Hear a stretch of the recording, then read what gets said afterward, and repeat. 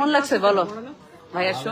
আসলে আমি তো দুইটা লাগেছিল ভুটকা ভুটকা, ওর শুটিং আমারও শুটিং একসাথে ছিল। নাই বাট যা দেখে বুঝলাম এনজয় করছে অনেক অনেকটা।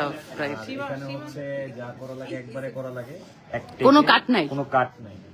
রিলস না যে কাট দিয়ে আবার করা যাবে।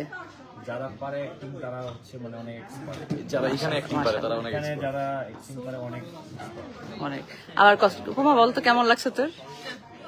আসলে আমাদের বাংলাদেশে থিয়েটারে কিন্তু এরকম সোলো পারফরমেন্স খুব কম মানুষেরা অ্যাটেন্ড করে, কারণ এটা করার জন্য যে পরিমাণ মানে ক্যালিবার এবং সাহসের প্রয়োজন, আর পাওয়ার লাগে, ওর তো অনেক পাওয়ার। মানে ওইটা কিন্তু আসলে আমরা অনেক অল্প কিছু মানে নাট্য করতে পেরেছি। মাশাআল্লাহ। রকি এরকম একটা সময় এই উদ্যোগটা নিয়েছে, সাহসটা করেছে, এবং আমরা আমাদের বয়সে এরকম মানে অভিনেতাদেরকে দেখি না এরকম সাহস করতে, কিন্তু ও যে সাহসটা করে ফেলে তার সাথে আরো বড় যেটা ব্যাপার যে ও মানে মার্শাল আর্ট নিজের একটা একটু চেষ্টা করছি, অবশ্যই আমাদের সঙ্গে থাকবি আশা করি, নাকি?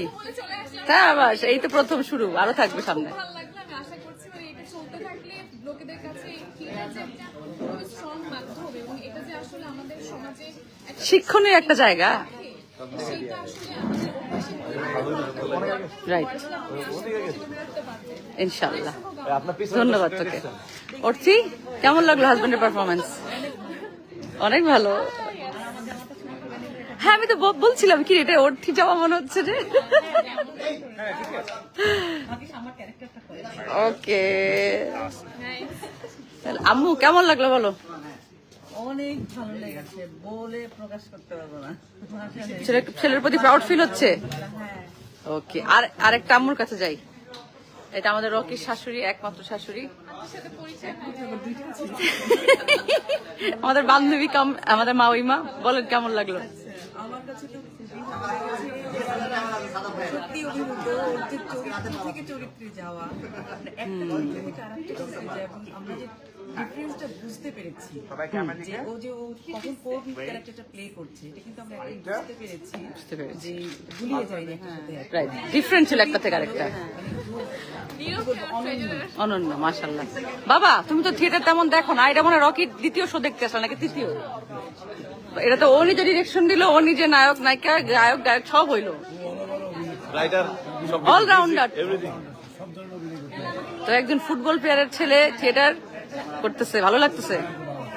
ওকে, দোয়া করো ওর জন্য, ওই জন্য ল্যাব থিয়েটারটা অনেক ভালো মতো চলে। আর সাইফ, তুমি তো দূর থেকে, তুমি তো কোনো থিয়েটার শো দেখো না, আই গেস দেখছো? This is the first time প্রথম রকি ভাইকে ভালোবেসে শো দেখতে এসেছো, কেমন লাগছে বলো? ও, ছিল। কিন্তু মিউজিক কম্পোজ, ও আচ্ছা আচ্ছা, পুরোটা প্লে করেছে। শাবাশ।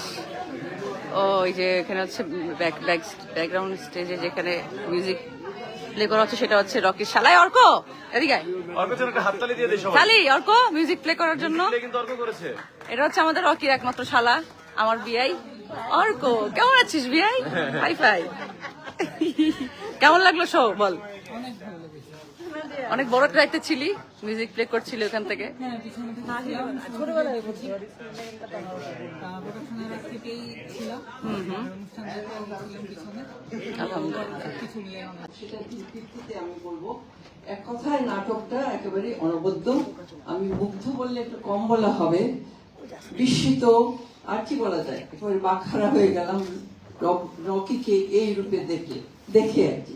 কিন্তু কথা হলো, রকিকে আমি অন্য রূপে দেখেছি এবং অন্য আঙ্গিকে, অন্য পরিসরে তার সঙ্গে আমার পরিচয়। সে ব্যাপারে আমি কিছু বক্তব্য রাখতে চাচ্ছি, কারণ সেখান থেকে ওটা সবকিছু সূত্রপাত। কেমন লাগছে তোমার? আমার খুব ভালো লাগছে। হ্যাঁ এখানে একটা মাল্টিপল ডিসঅর্ডার ক্যারেক্টার ছিল। হ্যাঁ, ওইখানে যে অ্যাক্টিংটা করছে, ওই মাল্টিপল ডিজার্ভার ক্যারেক্টারগুলো মানে Very ওইরকমই। nice. ও তো নিজের সাথে নিজে কথা বলছে। This is so good. এইটা হচ্ছে সবগুলো ক্যারেক্টার এখানে আমি দেখাই। এই যতগুলো ক্যারেক্টার আমরা এতক্ষণ দেখলাম সবগুলো এখানে পড়ে আছে। অ্যাকচুয়ালি মানুষের লাইফে বিভিন্ন রকমের ক্যারেক্টার থাকে, সেটা একটা মানুষ ফুটিয়ে তোলার চেষ্টা করেছে। সিনেমাটার নাম ছিল স্প্লিট, আর এটার নাম হচ্ছে আইডেন্টিটি। আমি এটা নিয়ে কথা বলি। আমি যে হলিডে সিনেমা কথা বলছিলাম, বাট ও খুব ভালো করছে আর কি। নাইস, চলো আমরা ছবি তুলি সবাই। সবাই ওকে অ্যাপ্রিসিয়েট করতেছে, দিস ইজ গুড।